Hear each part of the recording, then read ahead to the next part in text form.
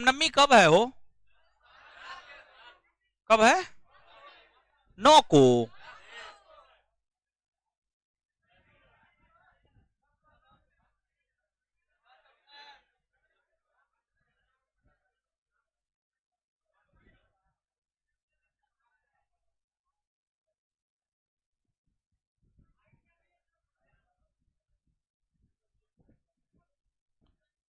रामनवमी के रोज लड्डू खिलाएंगे सोच रहे हैं आप लोग।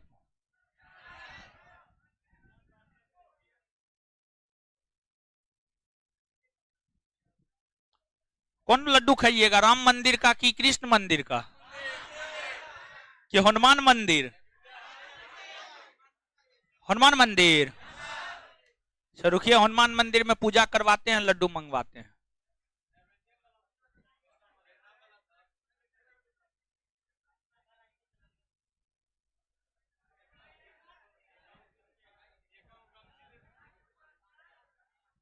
एक एक गमछी दे देंगे भगवा रंग का। चलिए, सब ठीक है, पढ़ाए ना? नोटिफिकेशन भेज दीजिएगा एप्लीकेशन में सब चीज में यस सर। शादी हुआ?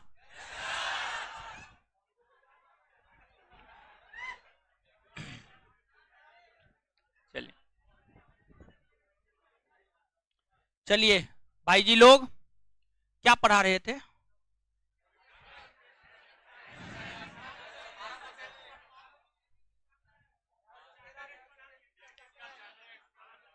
अठारह सौ 33 का चार्टर एक्ट तक बता दिए, यही ना है? 1813 से आगे बताना है? सॉरी 1833 से आगे बताना है। चलिए ठीक है, 2 को 4 को 5 को क्वेश्चन पूछे, जवाब दीजिएगा। 1773 का रेगुलेटिंग एक्ट जब पारित हुआ था, ब्रिटेन का प्रधानमंत्री कौन था? लॉर्ड।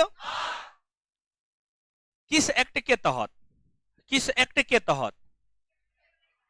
अरे पूछेगा किस एक्ट के तहत? अरे सुनिएगा तब। किस एक्ट के तहत गवर्नर जनरल को वीटो का अधिकार दिया गया? 1786 का अमेंडमेंट एक्ट। 1786 का अमेंडमेंट एक्ट। किस एक्ट के तहत कंपनी के व्यापारिक एकाधिकार को आंशिक रूप से समाप्त किया? आंशिक। 1800 पूर्णतः 1800। चलिए, किस एक्ट के तहत बंगाल के गवर्नर गवर्नर जनरल बने? 1700। किस एक्ट के तहत बंगाल के गवर्नर जनरल, भारत के गवर्नर जनरल? 1800। 1833। किस एक्ट ने पहली बार ब्रिटेन के सभी कंपनियों और ब्रिटेन के सभी नागरिकों के लिए भारत का व्यापार का मार्ग खोल दिया? 1800। 1800। इतना बात क्लियर है? चलिए, याद तो रखे हैं आप लोग। 1833 के चार्टर एक्ट पारित होने के 20 वर्षों के बाद 1853 ईस्वी में, 20 वर्षों के बाद 1853 ईस्वी में, जानते हैं आज चेक क्यों करवाए? क्योंकि हमको जो है मेरा स्टाफ सभी बोला, जैसे कि मान लीजिए आप एडमिशन लिए हुए हैं, जैसे मान लीजिए कि एडमिशन लिए हुए, ये हमको 4000 रुपया दिए हुए हैं, अब इनको जगह नहीं मिल रहा है, तो 1 दिन जगह नहीं मिलेगा, 2 दिन जगह नहीं मिलेगा, 3 दिन नहीं मिलेगा, तो ये सोचेगा ना कि अब जाते हैं एडमिशन कैंसिल करवा लेते हैं। तो कल 3 4 5 लड़का जो है ऑफिस में जाकर के बोल रहा था, अब आप ही में से कोई होगा, अब कौन है हमको नहीं पता है, ठीक है, तो बोला हमको जगह नहीं देते हैं, आप लोग मेरा एडमिशन कैंसिल करवाइए। तो बात भी वाजिब है, जो पैसा दिया हम उसको न बैठाएंगे, हो उसको न पहले पढ़ाएंगे। अब डेमो का 2 दिन 3 दिन का है, इतना दिन डेमो दिया, अब कितना डेमो दे, ठीक है। और डेमो देखना है तो जाइए ना, यूट्यूब पे मेरा वीडियो पड़ा है, एप्लीकेशन पर वीडियो पड़ा है, समझ गए, जाके देख लीजिए ना। समझ में नहीं आता है तो मत आइए पढ़ने के लिए, समझ में आता है तो जरूर आइए, क्या हो, है कि ना? समझ रहे हैं? तो ये चीज है। तो डेमो, अब हर चीज का एक सीमा होता है ना, समझे। अब आप लोग एडमिशन ले लिए हैं तो पहली प्राथमिकता आप लोग हैं हमारा, आपको सुविधा देना हमारी पहली प्राथमिकता है, फिर जो बाकी बचे लोग हैं उनको भी देंगे। जब जगह खाली रहेगा तो देंगे, जगह नहीं खाली रहेगा तो नहीं देंगे। क्लासरूम बड़ा करवा रहे हैं, दीवार वाल तोड़वा रहे हैं, तो जब बड़ा हो जाएगा तो तब फिर होगा आगे, ठीक है। तो 1833 के चार्टर एक्ट पारित होने के 20 वर्षों के बाद 1853 ईस्वी में एक एक्ट पारित हुआ जिसे हम लोग 1853 का चार्टर एक्ट कहते हैं। तो जो 1853 का चार्टर एक्ट है, 1853 के चार्टर एक्ट की कई है, आवाज थोड़ा बढ़ा दीजिए ना, वो बोल रहा कम आ रहा, जा ही नहीं रहा।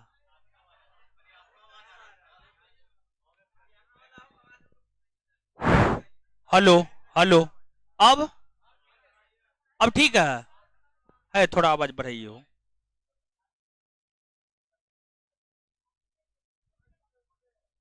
Hello hello hello hello hello hello hello hello hello hello,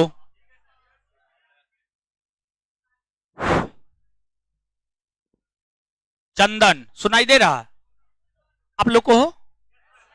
आप लोग को अब ठीक है, चलिए। तो 1833 के चार्टर एक्ट के पारित होने के 20 वर्षों के बाद 1853 ईस्वी में एक एक्ट पारित हुआ जिसे 1853 का चार्टर एक्ट हम लोग कहते हैं। तो जो 1853 का चार्टर एक्ट है, 1853 के चार्टर एक्ट की कई सारी विशेषताएं हैं। 1853 के चार्टर एक्ट की कई सारी विशेषताएं हैं। 1853 के चार्टर एक्ट की जो विशेषता है, उस विशेषता को अब हम लोगों को देखना है। पहला, इस एक्ट में यह कहा गया है कि सिविल सेवकों की नियुक्ति हेतु प्रतियोगिता परीक्षा का आयोजन किया जाएगा। पहला, इस एक्ट में यह प्रावधान किया गया कि सिविल सेवकों की नियुक्ति हेतु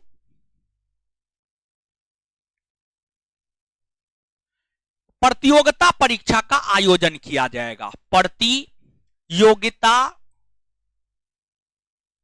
परीक्षा का आयोजन किया जाएगा। इसका क्या मतलब निकलता है, इसका क्या अर्थ निकलता है? इसका अर्थ यह निकलता है कि इसका मतलब है कि पहले सिविल सेवकों की नियुक्ति हेतु प्रतियोगिता परीक्षा का आयोजन नहीं होता होगा, तब ना यह प्रावधान किया है कि सिविल सेवकों की नियुक्ति हेतु प्रतियोगिता परीक्षा का आयोजन किया जाएगा। अगर मान लीजिए पहले ये से सिविल सेवकों की नियुक्ति हेतु प्रतियोगिता परीक्षा का आयोजन होता, तो क्या तब ये प्रावधान थोड़े किए जाते? नहीं किए जाते। अब मान लीजिए आपका शादी हो गया है, तो अब दोबारा शादी आपका थोड़े होगा। हिंदू धर्म में नहीं होगा। हिंदू धर्म, अरे संवैधानिक तौर तरीका से चलिए ना जी। संविधान, विधि, कानून, कानून कहता है हिंदू धर्म में सिर्फ एगो विवाह मान्य है, समझिए, हिंदू धर्म में। इस्लाम धर्म में कुछ लोग कहते हैं 4 विवाह और कुछ लोग कहते हैं 7 विवाह। इस्लाम धर्म में 7 विवाह तक मान्य है, 7 गो विवाह कर सकते हैं। तब ना आमिर खान 2 गो 3 गो को छोड़ दिया है, समझ गए? तो हिंदू धर्म में ऐसा होगा? नहीं होगा। अगर सेलिब्रिटी ऐसा काम करेगा तो उस पर केस उस हो जाएगा, बहुत तरह का चीज हो सकता है। चलिए अब आइएगा, तो ये चीज है। तो अब आपके मन में यहां पे ये प्रश्न आना चाहिए कि सिविल सेवकों की नियुक्ति कौन करता था पहले? जब ये कहा जा रहा है 1853 के चार्टर एक्ट में कि प्रतियोगिता परीक्षा का आयोजन होगा, तो आखिरकार कोई ना कोई तो करता होगा ना पहले। तो आप याद कीजिए, एगो बोर्ड ऑफ डायरेक्टर था, एगो बोर्ड ऑफ कंट्रोलर था। Board of director, board of controller याद है कुछ? ये दोनों संस्था भारत में या लंदन में? कहां था? लंदन में। तो एगो बोर्ड ऑफ कंट्रोलर था, एगो बोर्ड ऑफ डायरेक्टर था। बोर्ड ऑफ कंट्रोलर राजनीतिक मामला को देखता था और बोर्ड ऑफ डायरेक्टर व्यापारिक मामला, बोर्ड ऑफ डायरेक्टर व्यापारिक मामला को देखता था। ये जो बोर्ड ऑफ डायरेक्टर था ना, यही बोर्ड ऑफ डायरेक्टर ही सिविल सेवकों की नियुक्ति करता था, बोर्ड ऑफ डायरेक्टर सिविल सेवकों की नियुक्ति करता था। इससे नियुक्ति का अधिकार छीन लिया गया और कहा गया कि अब प्रतियोगिता परीक्षा का आयोजन होगा, प्रतियोगिता परीक्षा का आयोजन होगा और उसके माध्यम से सिविल सेवक चुने जाएंगे। और जो सिविल सेवकों की नियुक्ति हेतु प्रतियोगिता परीक्षा आयोजन होना प्रारंभ हुआ है, वह आपको 1855 ईस्वी से 1855 ईस्वी से, और विश्व का पहला देश चीन है, चीन, चाइना, समझिए चाइना जानते हैं, बहुत विकसित था, पहले भी बहुत विकसित था। जैसे भारत प्राचीन काल में बहुत विकसित था, वैसे ही चाइना भी बहुत विकसित था। बहुत सारा चीज ऐसा है जिसकी खोज चाइना ही किया है, जैसे कि पेपर, कागज, कागज का खोज करता जो है आपको चाइना ही है। कंपास, दिशा सूचक यंत्र, इस सब की खोज करने वाला चीने है, समझ गए। कोरोना, हाँ कोरोना भी चीने से आया है, समझे। तो चलिए ठीक है, चलिए आइएगा। तो जो सिविल सेवकों की नियुक्ति हेतु प्रतियोगिता परीक्षा आयोजन किया था पहला देश, वह आपको चीन ही था। और जो चीन है, चीन का अनुसरण करते हुए ही विश्व के अन्य देशों ने अपने यहां सिविल सेवकों की नियुक्ति हेतु प्रतियोगिता परीक्षा का आयोजन किया। और ब्रिटेन की सरकार ने भी चाइना का ही अनुसरण करते हुए, चाइना का ही अनुसरण करते हुए सिविल सेवकों की नियुक्ति हेतु प्रतियोगिता परीक्षा का आयोजन किया। अब देखिएगा यहां पर भाई जी लोग, ये जो सिविल सेवक थे ये सेवा कहां देते थे? तो ये सेवा देते थे भारत में। कहां सेवा देते थे? भारत में। तो जो आपको सिविल सेवकों की नियुक्ति हेतु प्रतियोगिता परीक्षा का आयोजन हुआ और इस प्रतियोगिता परीक्षा के माध्यम से जो सिविल सेवक चुना जाता वह भारत में सेवा देता। तो इस परीक्षा में भारतीय भी शामिल हो सकता था, इस परीक्षा में भारतीय भी शामिल हो सकता था, लेकिन उम्र का लिमिटेशन कर दिया गया था। अधिक से अधिक 23 वर्ष, कम से कम 18 और अधिक से अधिक 23, कम से कम 18 और अधिक से अधिक 23 आयु वर्ग के लोग इस परीक्षा में शामिल हो सकते थे। और सिविल सेवकों की नियुक्ति हेतु प्रतियोगिता परीक्षा का आयोजन जो शुरुआती दौर में होता था वह सिर्फ और सिर्फ लंदन में होता था। अगर किसी भारतीय को इस परीक्षा में बैठना है तो उसको फॉर्म भरने के लिए, तैयारी करने के लिए, परीक्षा देने के लिए, सब चीज के लिए लंदन जाना पड़ता था। अब भारत के भीतर सब तो उतने धनवान थे नहीं कि सब विद्यार्थी जाकर के फॉर्म भर दे, फिर जो है परीक्षा में बैठे। तो जब आपको भारत के भीतर कांग्रेस नामक राजनीतिक संगठन की स्थापना 1885 ईस्वी में हुई तो कांग्रेस ने लगातार यह मांग करना प्रारंभ किया कि सिविल सेवा प्रतियोगिता परीक्षा का आयोजन लंदन के साथ साथ भारत में भी होनी चाहिए, लंदन के साथ साथ भारत में भी होनी चाहिए। कांग्रेस यह मांग किया। कांग्रेस अपनी स्थापना के समय ही मांग किया था, 1885 में जब स्थापना हुआ था उसी के बाद मांग किया था। लेकिन कांग्रेस के मांग पर तत्काल ध्यान नहीं दिया गया। कांग्रेस के मांग पर अंग्रेजों ने ध्यान दिया 1919 में, और 1919 के भारत शासन अधिनियम में यह प्रावधान किया गया कि अब सिविल सेवकों की नियुक्ति हेतु प्रतियोगिता परीक्षा का आयोजन लंदन के साथ साथ भारत में भी किया जाएगा। और पहली बार 1922-23 ईस्वी में, पहली बार 1922-23 ईस्वी में लंदन के साथ साथ इलाहाबाद, भारत के इलाहाबाद में सिविल सेवकों की नियुक्ति हेतु प्रतियोगिता परीक्षा का आयोजन हुआ, प्रतियोगिता परीक्षा का आयोजन हुआ। यह चीज है। तो अब देखिएगा, एक चीज आपसे पूछा जाता है कि आपको सिविल सेवा प्रतियोगिता परीक्षा पास होने वाला प्रथम भारतीय कौन था? तो जो सिविल सेवा प्रतियोगिता परीक्षा पास होने वाला प्रथम भारतीय है वह है सत्येंद्रनाथ टैगोर। सत्येंद्रनाथ टैगोर। रविन्द्रनाथ टैगोर को आप लोग जानते हैं? रविन्द्रनाथ टैगोर 14 भाई बहन था, 14 एक पर 4, समझ गए। और सबसे छोटा था रविन्द्रनाथ टैगोर, 14वां था, समझ गए। तो पहले के लोग जो है ना बहुत संतान उत्पत्ति करते थे, 5 गो, 10 गो, 12 गो, 15 गो, 20 गो, 25 गो, समझ गए। लेकिन अब ऐसा नहीं होता है, क्योंकि महंगाई इतना है, संतान उत्पत्ति करके रोड पे तो छोड़ना ही दीजिएगा, समझ गए। उसको पढ़ाना है, लिखाना है, योग्य बनाना है, बहुत तरह की बातें हैं, समझ गए। और हिंदू धर्म में जानते हैं, हिंदू धर्म में ऋण है, ऋण ऋण ऋण 3 प्रकार का होता है। इतिहास जब आप पढ़िएगा ना, वैदिक सभ्यता पढ़ाएंगे तो वैदिक सभ्यता में ऋण पढ़ाएंगे। ऋण 3 प्रकार का होता है, पितृ ऋण, ऋषि ऋण, देव ऋण। ये 3 गो ऋण है, पितृ ऋण, देव ऋण, ऋषि ऋण। पितृ ऋण से तब आप मुक्त हो पाइएगा जब आप शादी ब्याह करके संतान की उत्पत्ति कर लेते हैं, तब।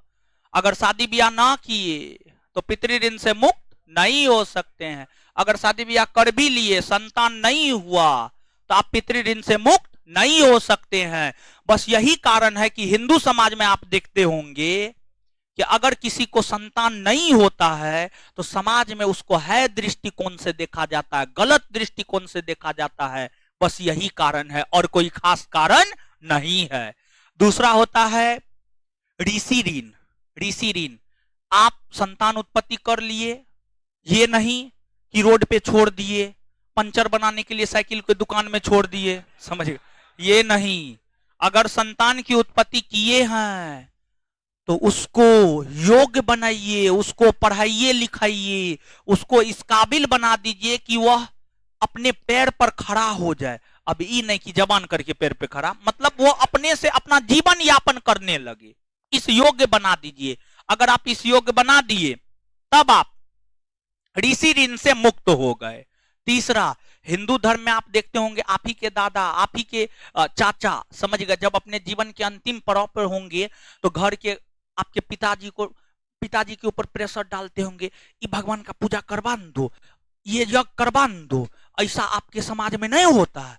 होता है, समझ गए, होता है, आपके समाज में होता है। आपके जो दादा हैं स्पेशली भर दिन राम राम जपते रहते होंगे, समझ गए, और कहते होंगे कि नहीं यज्ञ करबो, वो करबो, फलना चिलना ढेकना करबो। तो हिंदू धर्म में अपने जीवन के अंतिम काल में यज्ञ करवा करके आप देव ऋण से मुक्त हो सकते हैं, समझ गए। तो ये चीज है। तो अब देखिएगा, जो सत्येंद्रनाथ टैगोर है वे आईसीएस सिविल सेवा प्रतियोगिता परीक्षा को पास करने वाले जो है आपको प्रथम भारतीय है, समझ गए। और इसके बाद जो है और भी बहुत सारे लोग, जैसे कि अरविंद घोष भी सिविल सेवा प्रतियोगिता परीक्षा को पास किए थे, लेकिन घोड़ा का ट्रेनिंग हो रहा था, उसमें वो फेल कर गए, उसको बाहर निकाल दिया गया, समझ गए। और भारतीयों को बाहर निकालने का नुस्खा खोजते रहता था, कैसे उसको बाहर निकाल दे। और फिर सुभाष चंद्र बोस हो गए, ये भी प्रतियोगिता परीक्षा पास किए, ये तो रैंकर थे, 4था रैंक था इनका, समझिए 4था रैंक था। और सिविल सेवा प्रतियोगिता परीक्षा की तैयारी 4 वर्ष में होता था, 4 वर्ष में। सुभाष चंद्र बोस इतने तेज थे, मात्र 6 महीना में 4 वर्ष के सिलेबस को 6 महीना में पढ़ लिए, समझिए। और आप लोग इतने महान हैं, 6 महीना के सिलेबस को 5 साल में नहीं कर पाते हैं, कर पाते हैं, समझ गए। हाँ, तो उस वक्त तो सिलेबस आसान था, तो उस समय में इतना चीज का विकास हुआ था, इतना डाटा था। उस समय में क्या देता था जानते हैं? ट्रांसलेट कीजिए, सभी भारतीय कुत्ते हैं, ट्रांसलेट इनटू इंग्लिश, सभी भारतीय कुत्ते हैं। ये ट्रांसलेशन आया था सुभाष चंद्र बोस के पास, सुभाष चंद्र बोस इसको नहीं बनाया, समझिए, बोला नहीं बनाएंगे, हम पास करे या ना करे नहीं बनाएंगे, नहीं बनाया सुभाष चंद्र बोस, इसी वजह से टॉप 1 पर नहीं आया। अगर उसको भी बना देता तो 1 नंबर पे आ जाता, 1 नंबर पे सुभाष चंद्र बोस आ जाते थे। ये सब क्वेश्चन आता था, समझे। तो पहले शिक्षा ये चीज है, तो ये चीज है, यहां तक लिखिए। तो पहले एक आध गो पॉइंट लिखाते हैं। 1853 का चार्टर एक्ट, 1853 का चार्टर एक्ट 1853 का चार्टर एक्ट है। पीछे में जो है थोड़ा होश आवास में रहिएगा, उधर नीचे जो है कुछ है नहीं, गिर जाइएगा तो हम फंस जाएंगे, बस जेल में चक्का पिसिंग। ठीक है, होश आवास में जो भी नीचे पीछे हैं। 1853 का 1853 का चार्टर एक्ट, 1853 लिखे हो, 1853 का चार्टर एक्ट लिखिएगा। इस एक्ट के प्रावधान निम्न है, इस एक्ट के प्रावधान निम्न है।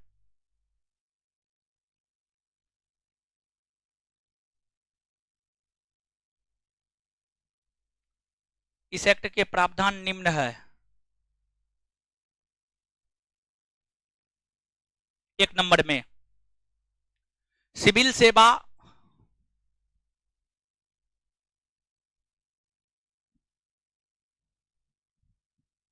प्रतियोगिता परीक्षा हेतु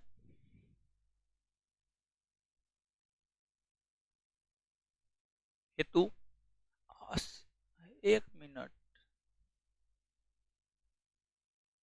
सिविल सेवा प्रतियोगिता परीक्षा हेतु सिविल सेवकों की नियुक्ति हेतु होगा, नहीं, सिविल सेवकों की नियुक्ति हेतु। हाँ काट दीजिए, उसको पूरा काट दीजिए, काट दीजिए पूरा, शुरू से लिखिए। हाँ पूरा काट दीजिए, पूरा काट दीजिए, कोई दिक्कत नहीं, क्या दिक्कत। दूसरा पॉइंट बना लीजिए, सिविल सेवकों की नियुक्ति हेतु, सिविल सेवकों की नियुक्ति हेतु, नियुक्ति हेतु, सिविल सेवकों की नियुक्ति हेतु हेतु प्रतियोगिता परीक्षा का आयोजन किया जाएगा। सिविल सेवकों की नियुक्ति हेतु प्रतियोगिता परीक्षा का आयोजन किया जाएगा।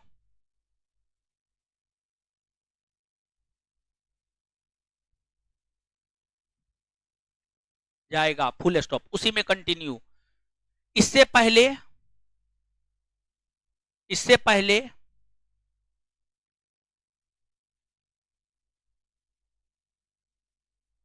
सिविल सेवकों की नियुक्ति है। ये पंखा हवा नहीं दे रहा है, थोड़ा सा ठीक कीजिए ना, हो हवा लग नहीं रहा है। ठीक है,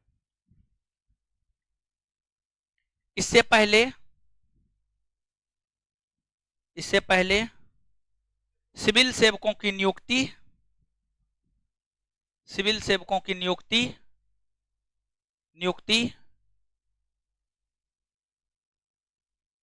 बोर्ड ऑफ डायरेक्टर के द्वारा किया जाता था, बोर्ड ऑफ डायरेक्टर के द्वारा किया जाता था, बोर्ड ऑफ डायरेक्टर के द्वारा किया जाता था, फुल स्टॉप।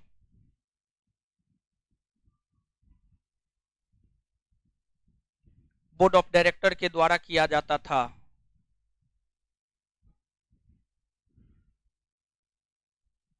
उसी में कंटिन्यू लिखते जाइएगा। सिविल सेवा प्रतियोगिता परीक्षा, सिविल सेवा प्रतियोगिता परीक्षा प्रारंभ करने वाला, सिविल सेवा प्रतियोगिता परीक्षा प्रारंभ करने वाला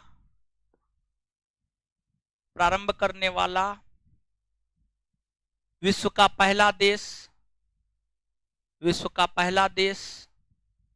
चीन बना। सिविल सेवा प्रतियोगिता परीक्षा प्रारंभ करने वाला विश्व का पहला देश चीन बना, विश्व का पहला देश चीन बना। Full stop. सिविल सेवा प्रतियोगिता परीक्षा, नेक्स्ट, नीचे से लिखिएगा, नीचे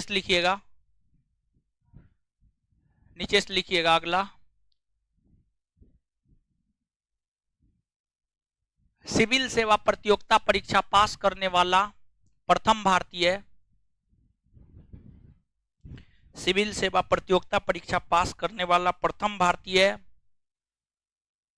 सत्येंद्र नाथ टैगोर हुए। सिविल सेवा प्रतियोगिता परीक्षा पास करने वाले प्रथम भारतीय सत्येंद्र नाथ टैगोर हुए, सत्येंद्र नाथ टैगोर हुए।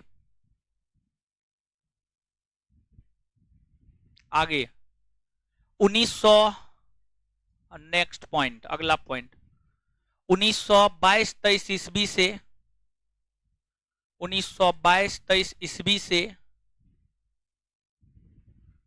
सिविल सेवा प्रतियोगिता परीक्षा 1922-23 ईस्वी से सिविल सेवा प्रतियोगिता परीक्षा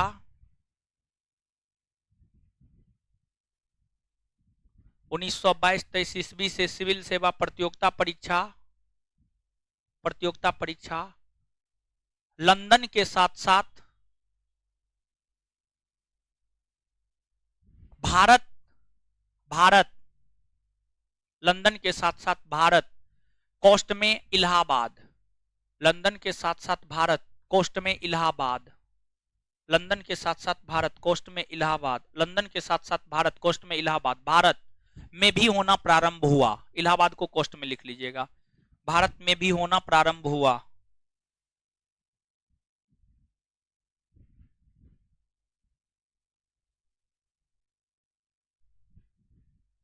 समझ गए?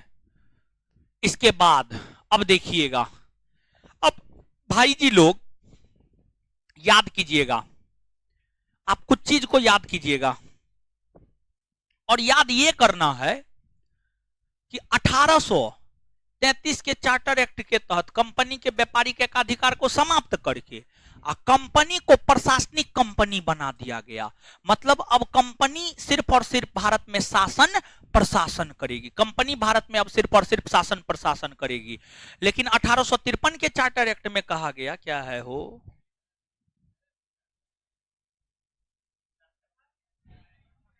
चलिए, तो 1853 के चार्टर एक्ट में दूसरा बात यह कहा गया, जब तक महारानी की इच्छा होगी तब तक कंपनी भारत में शासन करता रहेगा।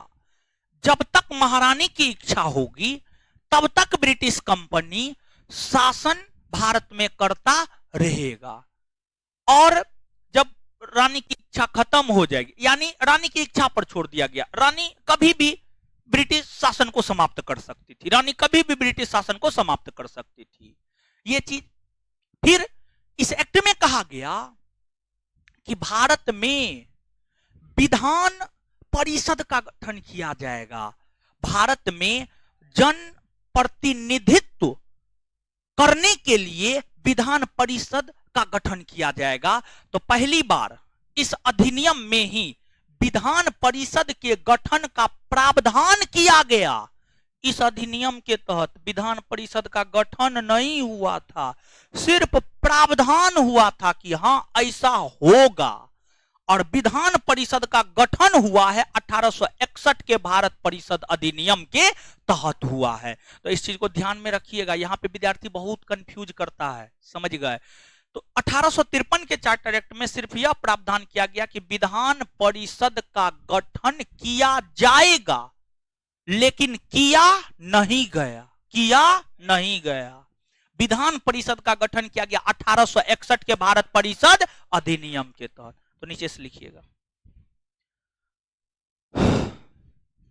अगला पॉइंट, जो भी पॉइंट है आपका, आप अपना लिखते जाइएगा।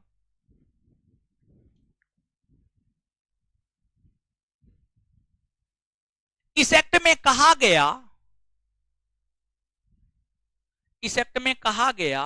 कि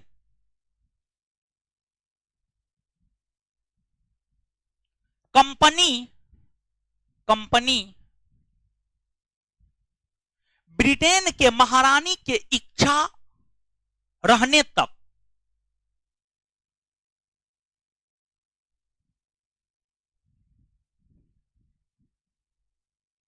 इस एक्ट में कहा गया कि कंपनी ब्रिटेन के महारानी की इच्छा रहने तक भारत में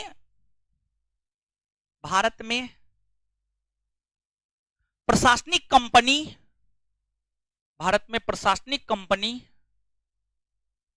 बनी रहेगी। प्रशासनिक कंपनी बनी रहेगी। आगे नेक्स्ट पॉइंट, इस एक्ट के तहत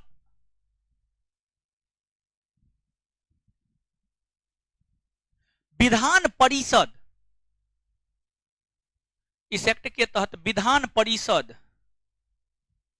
के गठन का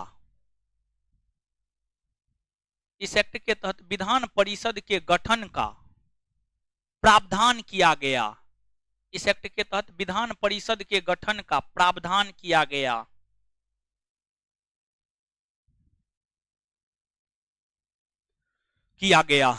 अब सुनिएगा, 1853 के चार्टर एक्ट पारित होने के बाद 1857 ईस्वी में एगो विद्रोह हुआ, जिसे हम लोग 1857 का विद्रोह कहते हैं।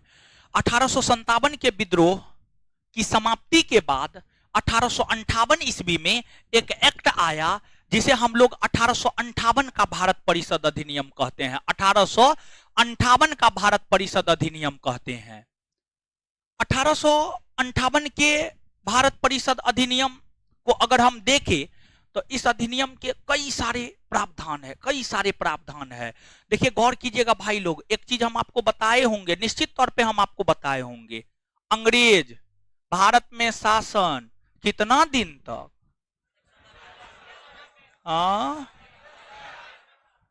1757 से 1900 कितना रूप में शासन? दो रूप में।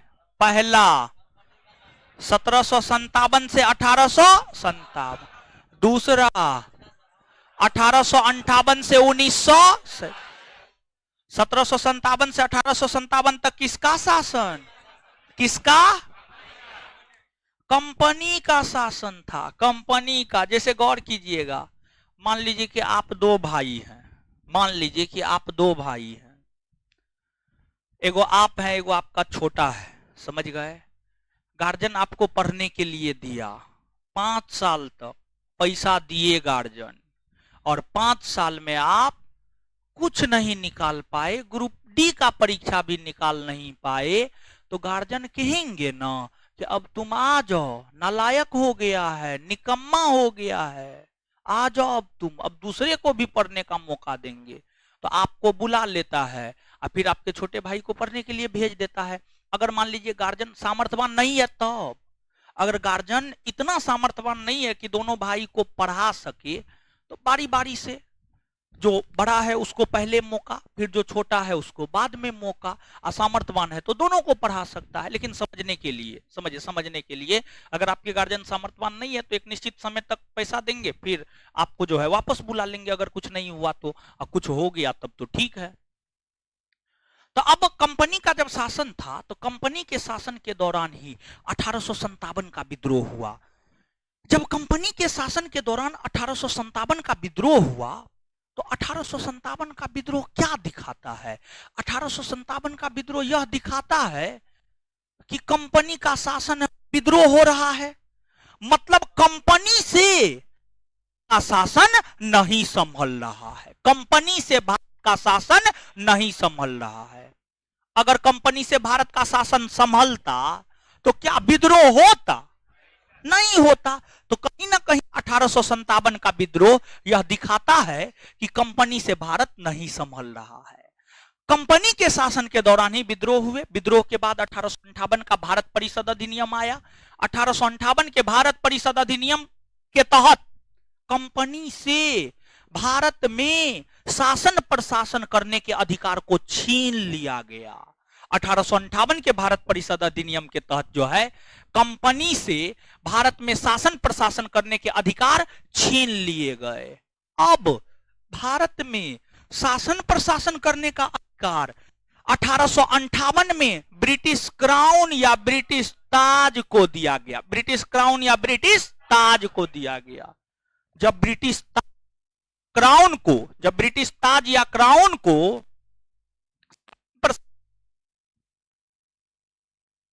बैटरी खत्म हो गया।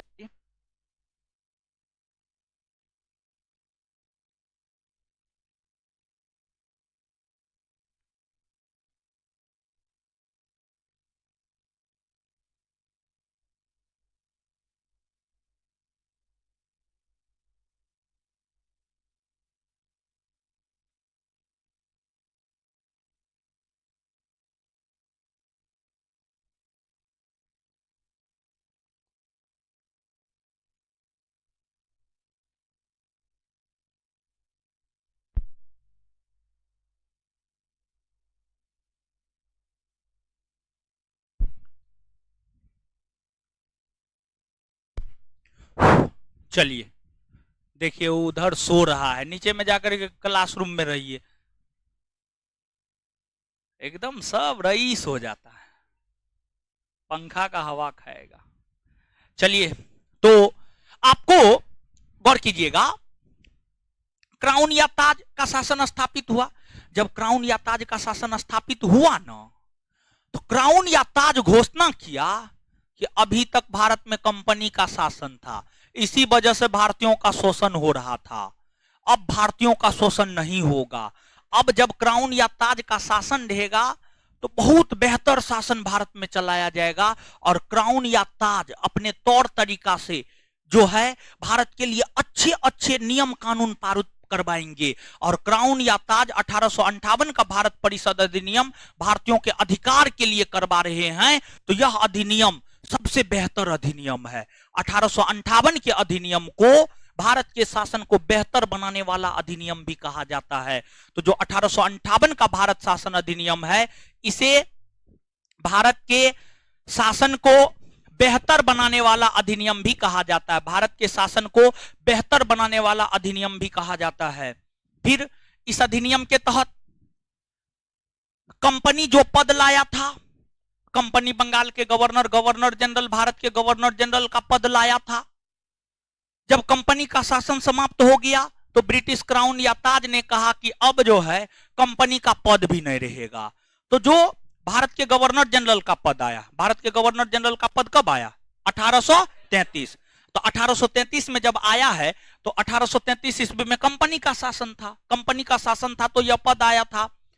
और जब क्राउन का शासन हुआ तो कहा गया कि भारत के गवर्नर जनरल पद खत्म किया जाता है और उसके स्थान पर भारत के वायसराय का पद लाया जाता है।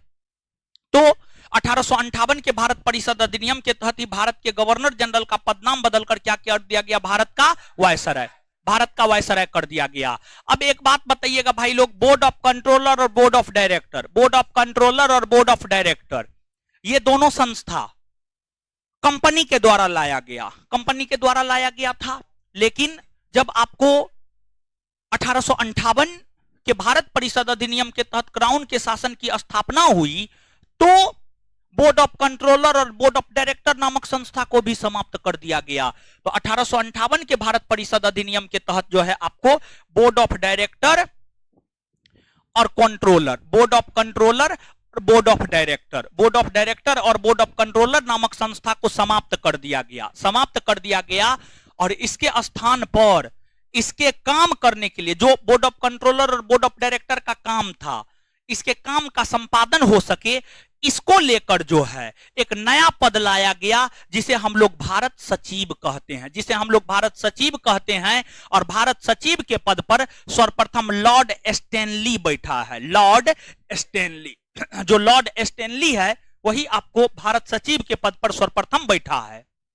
यह जो 1858 का भारत परिषद अधिनियम है, 1858 के भारत परिषद अधिनियम के तहत भारत से राजतंत्र को समाप्त कर दिया गया, राजतंत्र यानी राजा का शासन समाप्त कर दिया गया। भारत में प्राचीन काल से, स्पेशली वैदिक काल से राजतंत्र ही चल रहा था, वैदिक काल से राजतंत्र चल रहा था। उस राजतंत्रात्मक शासन को समाप्त 1858 के भारत परिषद अधिनियम के तहत किया गया। और इस अधिनियम के तहत ही लगभग भारत में लोकतंत्र की नींव पड़ी। भारत में लोकतंत्र की नींव जो है 1858 के भारत परिषद अधिनियम के तहत ही पड़ी हुई मानी जाती है। हम कैसे इस बात को कह सकते हैं कि भारत से राजतंत्र को समाप्त कर दिया गया? हम इस वजह से यह बात कह सकते हैं कि भारत से राजतंत्र को समाप्त कर दिया गया क्योंकि इस अधिनियम के तहत मुगल सत्ता को समाप्त कर दिया गया, मुगल बादशाह के पद को समाप्त कर दिया गया, मुगल सत्ता या मुगल बादशाह के पद को समाप्त कर दिया गया। और जो मुगल था वह राजतंत्रात्मक एवं वंशानुगत शासन का प्रतीक था, राजतंत्रात्मक एवं वंशानुगत शासन का प्रतीक था। तो मुगल सत्ता का अंत हुआ, अर्थात भारत के भीतर राजतंत्र का अंत हुआ, राजतंत्र का अंत हुआ। और इस अधिनियम के तहत ही ऐसा माना जाता है कि भारत में लोकतंत्र स्थापित हुआ। क्लियर है? ये सब 1858 के भारत शासन अधिनियम की विशेषता है। तो नीचे से लिखिएगा।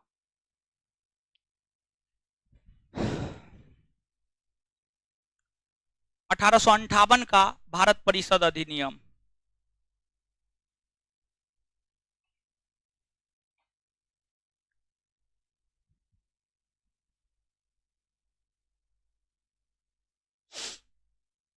1858 का भारत परिषद अधिनियम। इस अधिनियम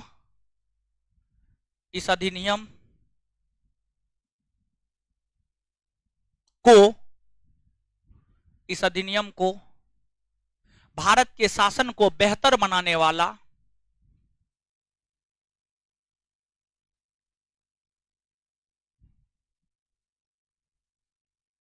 इस अधिनियम को भारत के शासन को बेहतर बनाने वाला अधिनियम कहा जाता है।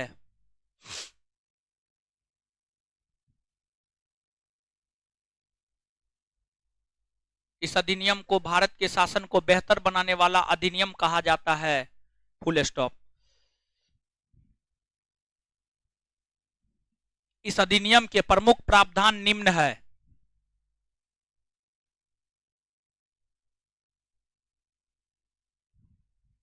इस अधिनियम के प्रमुख प्रावधान निम्न है।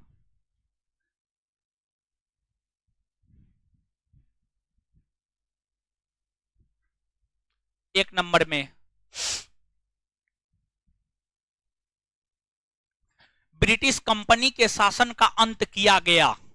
एक नंबर में ब्रिटिश कंपनी के शासन का अंत किया गया।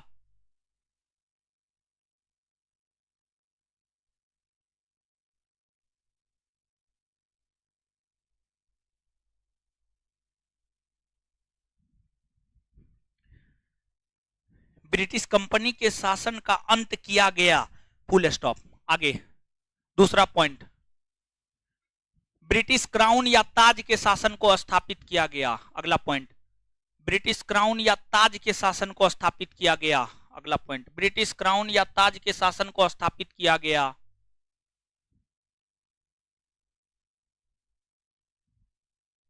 ब्रिटिश क्राउन या ताज के शासन को स्थापित किया गया।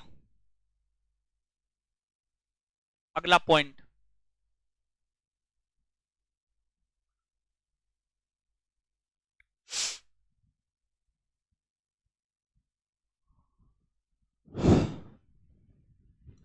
भारत के गवर्नर जनरल। अगला पॉइंट, भारत के गवर्नर जनरल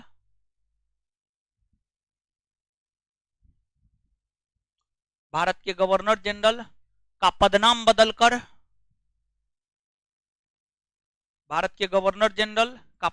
बदलकर भारत का वायसराय किया गया।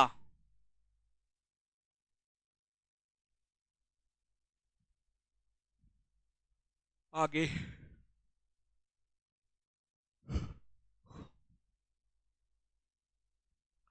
बोर्ड ऑफ कंट्रोलर और बोर्ड ऑफ डायरेक्टर जैसी संस्था का अंत कर दिया गया।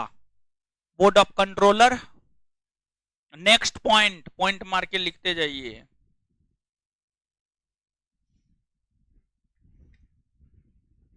बोर्ड ऑफ कंट्रोलर और बोर्ड ऑफ डायरेक्टर जैसी संस्था का अंत कर दिया गया। बोर्ड ऑफ कंट्रोलर और बोर्ड ऑफ डायरेक्टर जैसी संस्था का अंत कर दिया गया। आगे भारत सचिव नामक एक नया पद लाया गया।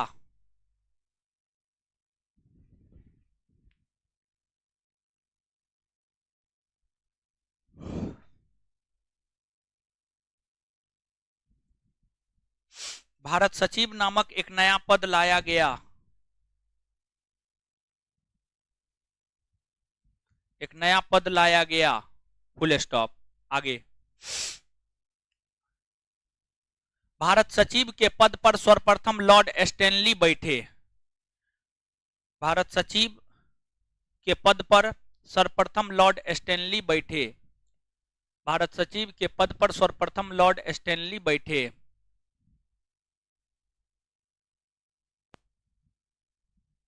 लॉर्ड स्टैनली बैठे। लॉर्ड स्टैनली बैठे। आगे भारत से नेक्स्ट पॉइंट भारत से मुगल सत्ता का अंत कर दिया गया।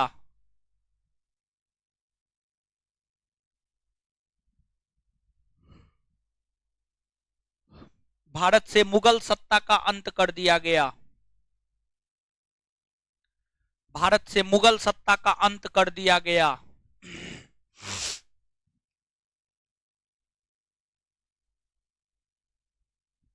चलिए, ये 1858 के एक्ट की प्रमुख विशेषता थी।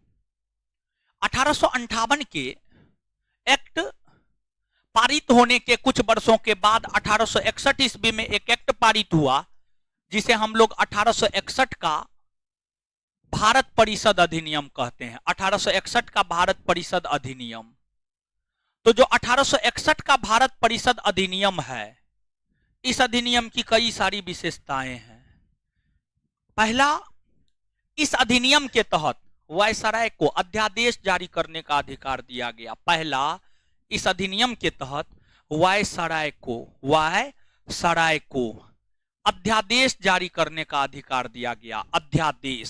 अध्यादेश जारी करने का अधिकार दिया गया।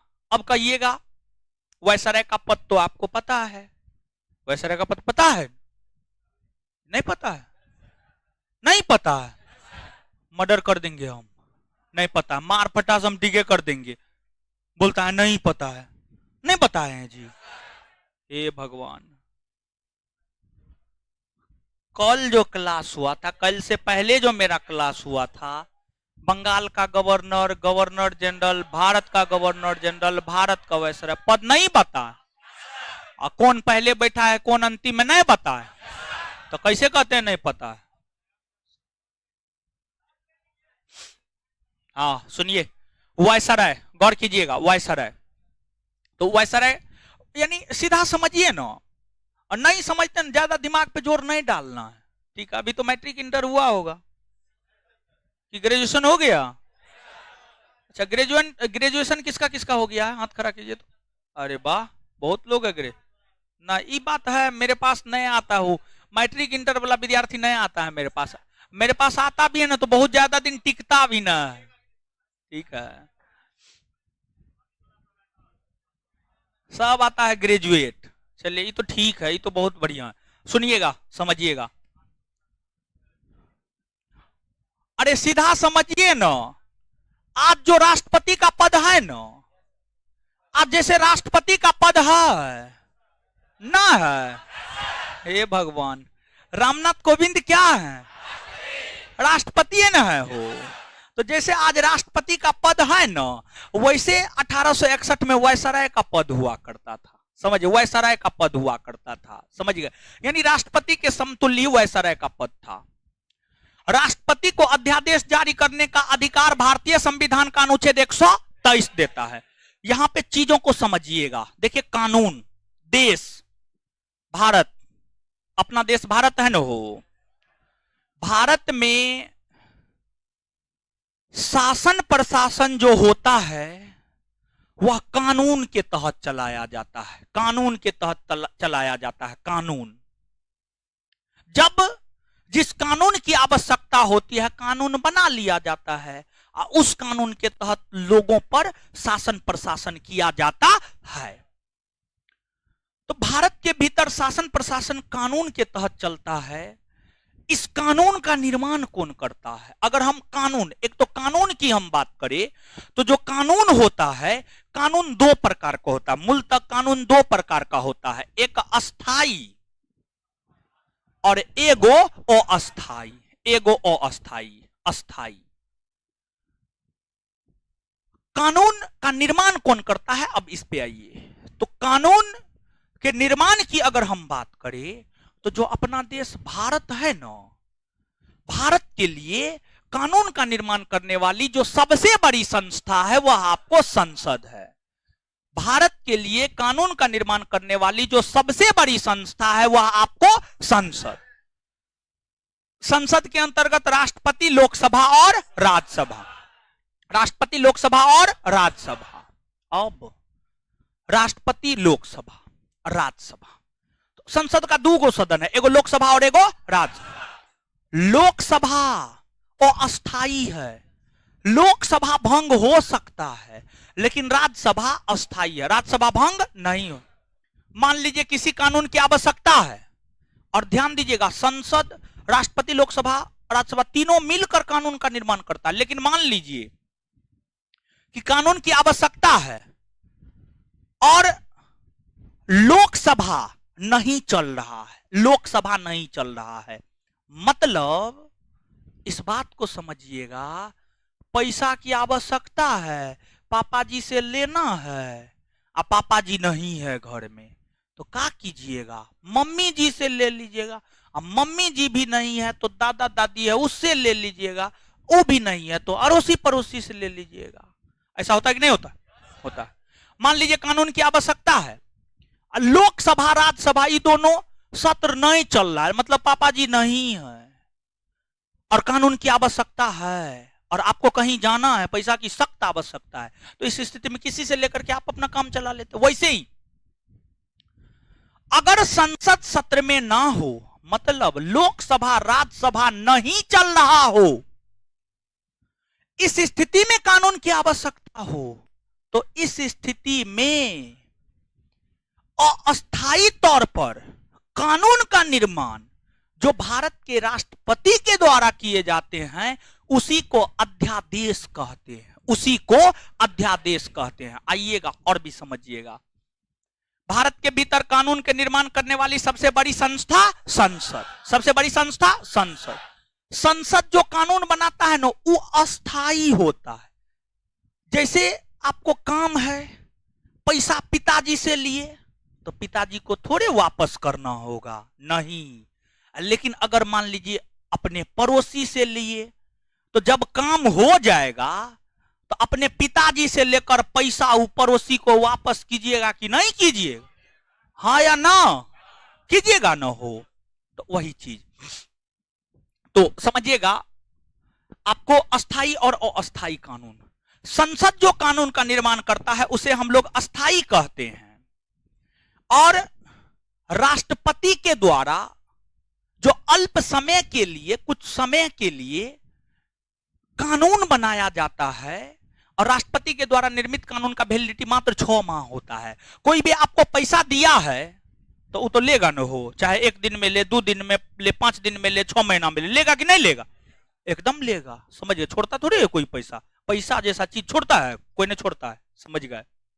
हमसे तो विद्यार्थी सब, बहुत विद्यार्थी ऐसा है कि पैसा ले लेता है, सर रूम रेंट देना है, समझे, अब बाद में हम उसको थोड़े खोजने के लिए जाएंगे, सर रूम ओनर बाहर भगा रहा है हमको, घर से पैसा नहीं आया, हम दे देते हैं, ठीक है दे देते हैं, सब आइएगा।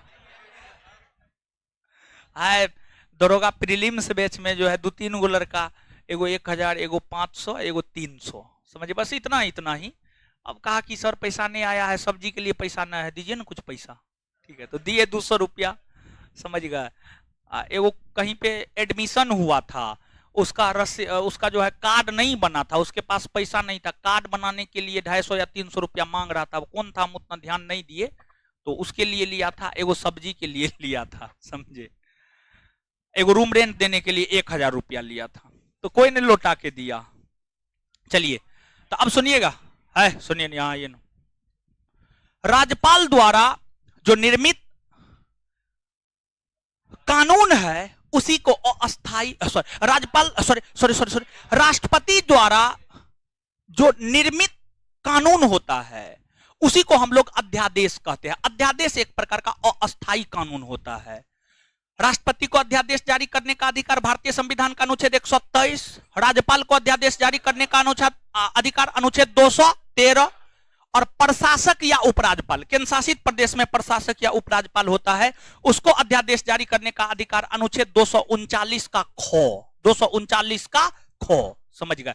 तो अध्यादेश एक प्रकार का अस्थाई कानून होता है। क्या होता है? अस्थाई कानून होता है, तो याद रखिएगा, समझ गए?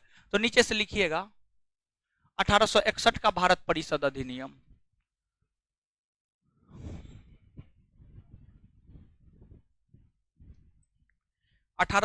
का भारत परिषद अधिनियम, इस एक्ट के प्रमुख प्रावधान निम्न है, डैश देकर, इस एक्ट के प्रमुख प्रावधान निम्न है,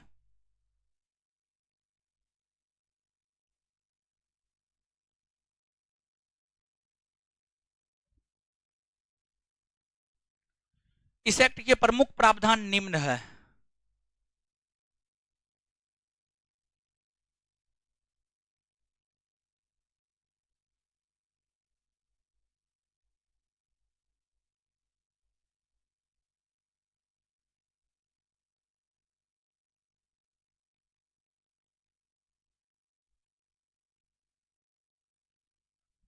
एक नंबर में वायसराय को अध्यादेश जारी करने का अधिकार दिया गया।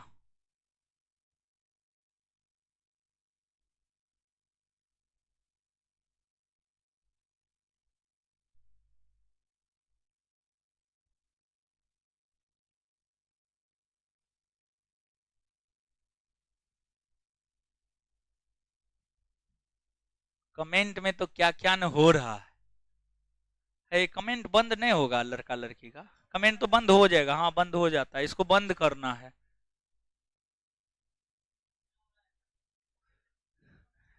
अपना इंस्टा आईडी भेज रहा है लड़की सब।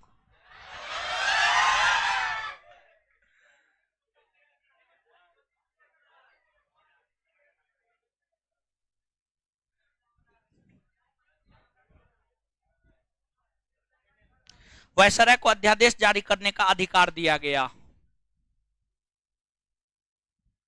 Full stop, full stop. Viceroy को अध्यादेश जारी करने का अधिकार दिया गया। वायसराय को अध्यादेश जारी करने का अधिकार दिया गया। Full stop. अध्यादेश उसी में, हाँ उसी में। अध्यादेश एक प्रकार का अस्थायी कानून होता है।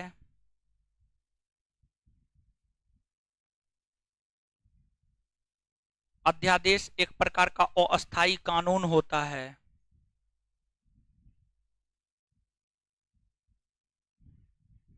चलिए अब जानते हैं इस अधिनियम का बहुत महत्व है।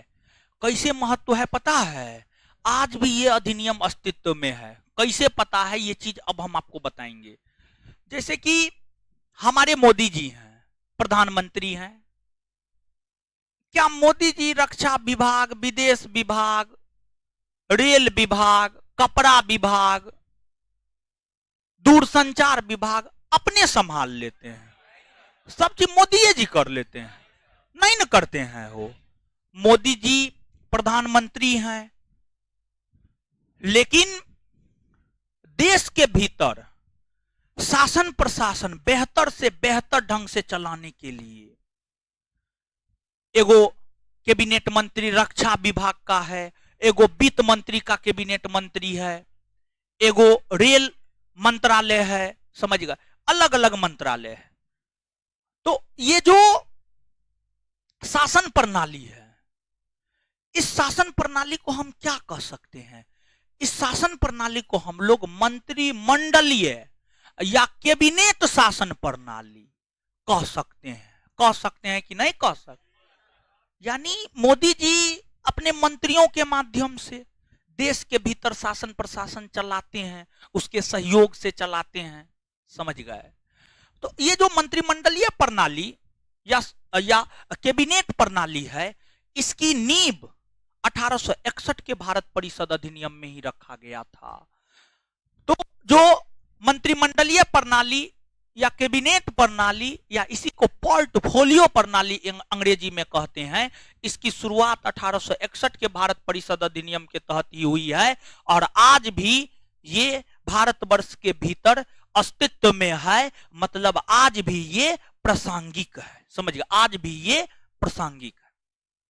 फिर आपको भारत के भीतर विधान परिषद का गठन इसी अधिनियम के तहत सर्वप्रथम बंगाल, उत्तरी पश्चिमी सीमा प्रांत और पंजाब, बंगाल, उत्तरी पश्चिमी सीमा प्रांत और पंजाब, समझ गए? इस एक्ट के तहत ही सर्वप्रथम विधान परिषद का गठन बंगाल, उत्तरी पश्चिमी सीमा प्रांत और पंजाब में हुआ। बंगाल में विधान परिषद का गठन 1862 में, उत्तरी पश्चिमी सीमा प्रांत में 1866 में और पंजाब में 1897 में। पंजाब में 1897 में। और विधान परिषद में इस एक्ट के तहत ही विधान परिषद में 3 भारतीय सदस्य को मनोनीत किया गया। और विधान परिषद में लॉर्ड कैनिंग ने 3 भारतीय सदस्य को मनोनीत किया। वे थे आपको बनारस के राजा सर दिनकर रॉय, और एक का नाम देखिए भूल रहे हैं, पटियाला के महाराज, समझ गए? इन तीनों को विधान परिषद में मनोनीत किया गया था। तो लिखिएगा बनारस, पटियाला, हाँ सर दिनकर, बनारस के राजा, हाँ ठीक है, पटियाला, हाँ लिखिएगा। नेक्स्ट पॉइंट, इस अधिनियम के तहत, इस अधिनियम के तहत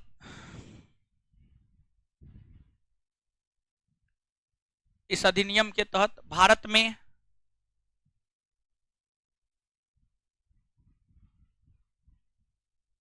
मंत्रिमंडलीय प्रणाली या कैबिनेट प्रणाली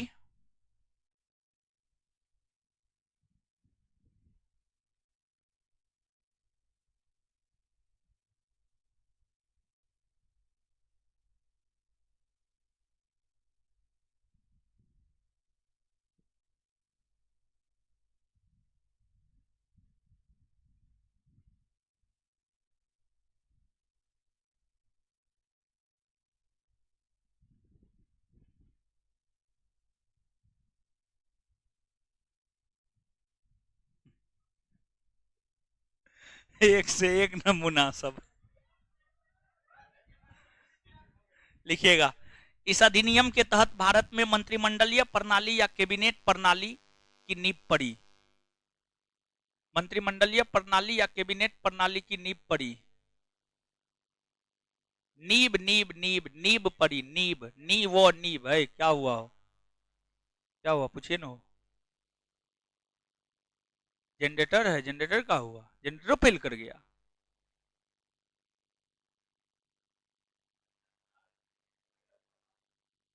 है तेल भरवाया हुआ है, जल्दी कीजिए ना हो, जल्दी कीजिए ना हो, अरे स्विच दाब दीजिए ना महाराज।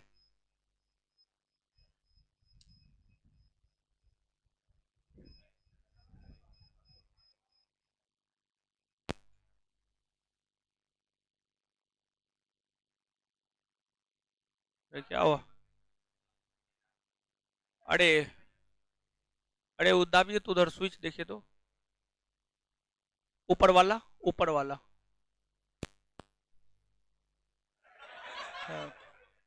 ऊपर वाला स्विच दाबना है, बंद करना है, उधर वाला बंद कीजिए, है तोरी के बल्ब बंद, इधर वाला बंद कीजिए।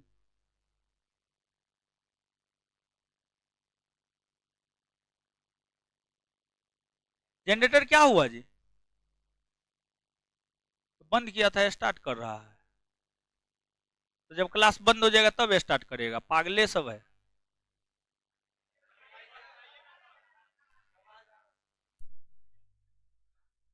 बताइए, आपका भी दिमाग नहीं काम करने लगता है वो, है महाराज।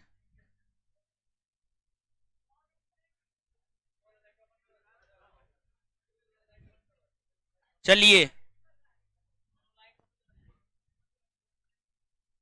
अरे जलने दीजिए ना, नींव पड़ी। नेक्स्ट अगला पॉइंट,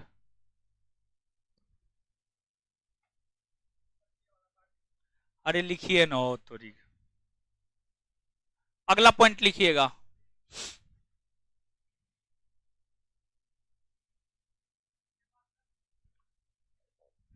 नींव पड़ी, इस अधिनियम के तहत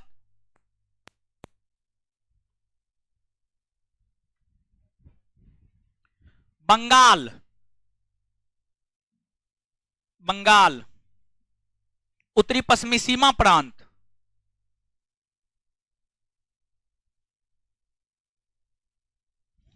बंगाल उत्तरी पश्चिमी सीमा प्रांत और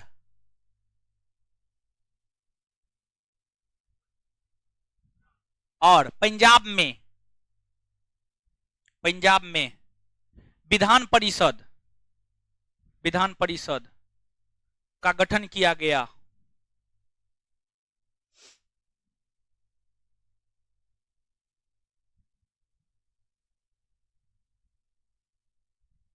का गठन किया गया।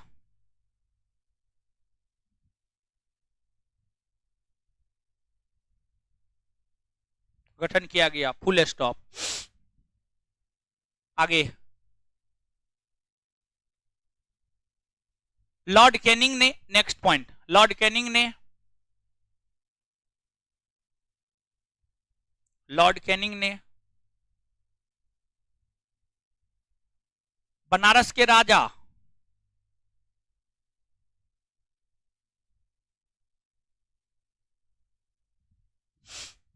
राजा कोमा पटियाला के महाराज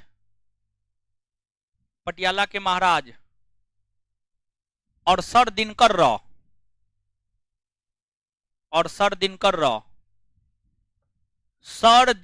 सोरो सर दीनो कोरो दिनकर रावो रो सर दिनकर राव को विधान परिषद में मनोनीत किया। सर दिनकर राव को विधान परिषद में मनोनीत किया। सर दिनकर राव को विधान परिषद में मनोनीत किया।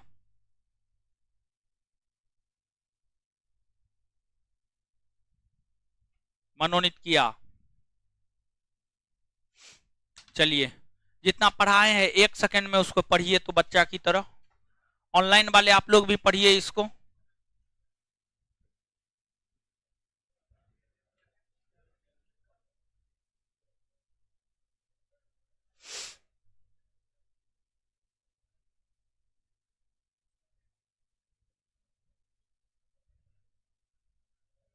क्या हुआ? क्या? वो सब राजा का नाम नहीं पता है? कोई बुक लिखवे न करता है तो हम कहां से बताएं? आप बुक यही लिखता है, कोई भी बुक उलट के पढ़िएगा ना, बुक यही लिखता है, हमको नहीं पता है।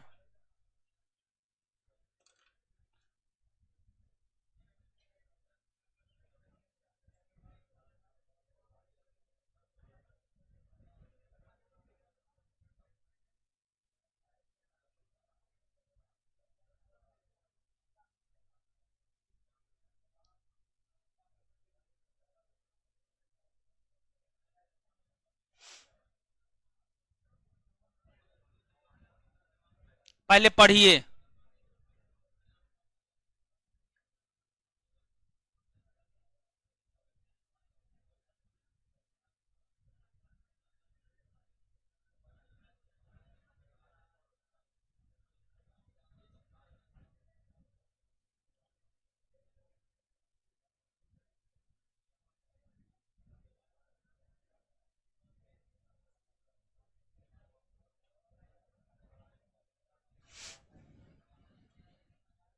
पढ़ लिए। चलिए आइए मेरे साथ याद कीजिए तो। एजीटी याद करते हैं। आईसीएस की परीक्षा पास करने वाला प्रथम भारतीय सत्यनारायण टैगोर। सिविल सेवा प्रतियोगिता परीक्षा की शुरुआत करने वाला पहला देश। ब्रिटेन और लंदन और भारत दोनों में एक साथ सिविल सेवा प्रतियोगिता परीक्षा कब से प्रारंभ हुआ? 1922 23। किस एक्ट में कहा गया सिविल सेवकों की नियुक्ति हेतु प्रतियोगिता परीक्षा का आयोजन किया जाएगा? 1853। और किस एक्ट के तहत कंपनी के शासन को समाप्त कर दिया गया? 1858। क्राउन के शासन को स्थापित किया गया 1800। विधान परिषद के गठन का प्रावधान किया गया 1853। 1853 गठन किया गया 1800। तो विधान परिषद के गठन का प्रावधान किया गया 1853। गठन किया गया कब किया गया? अच्छा, कैबिनेट प्रणाली या मंत्रिमंडलीय प्रणाली की नींव किस अधिनियम के तहत पड़ी? 1800।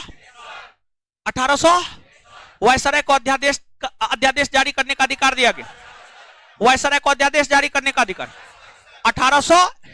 किस अधिनियम को भारत के शासन को बेहतर बनाने वाला अधिनियम कहा जाता है? 1800। बोर्ड ऑफ कंट्रोलर और बोर्ड ऑफ डायरेक्टर को समाप्त किया गया 1800। मुगल सत्ता को समाप्त किया गया 1800। अच्छा, भारत सचिव का पद लाया गया 1858। भारत सचिव के पद पर सर्वप्रथम कौन बैठे? Lord Stanley. और लॉर्ड कैनिंग ने सर्वप्रथम 1862 में 3 भारतीयों को विधान परिषद में मनोनीत किया था। वो 3 कौन कौन थे? बनारस के राजा भोपाल पटियाला के महाराज और बनारस के राजा पटियाला के महाराज और सर दिनकर। चलिए, कल आपका क्लास नहीं है, इससे आगे सोमवार को मिलेंगे बायोलॉजी के साथ। क्लास जो चल रहा है आपको मंडे टू फ्राइडे, 24 अप्रैल के बाद मंडे टू सैटरडे चलेगा। क्लास जो चल रहा है अभी मंडे टू फ्राइडे 24 अप्रैल के बाद मंडे टू सैटरडे चलेगा। इसमें MW में बायोलॉजी चलता है, बिट्टू सर पढ़ाते हैं। TF में पॉलिटी चलता है, हम पढ़ाते हैं आपको, ठीक है। चलिए, तो इससे आगे अगले क्लास में मिलते हैं। धन्यवाद।